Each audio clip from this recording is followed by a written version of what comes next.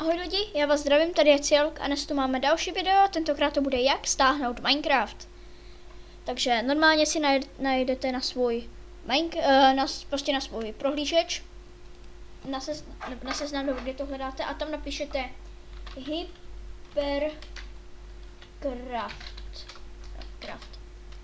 hypercraft.cz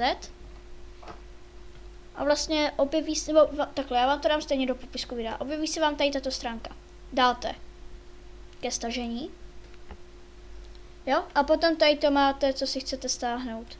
Jo, tady Minecraft, Launcher, neoriginální Vares, Optifine tady dokonce máte a všechno.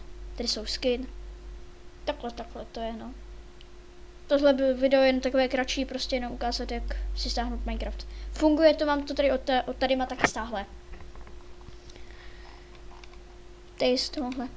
Takže doufám, že se vám tohle video líbilo, pokud nás nezapomeňte dát like, tak i nějaký odběr. Mějte se pěkně a čau čau.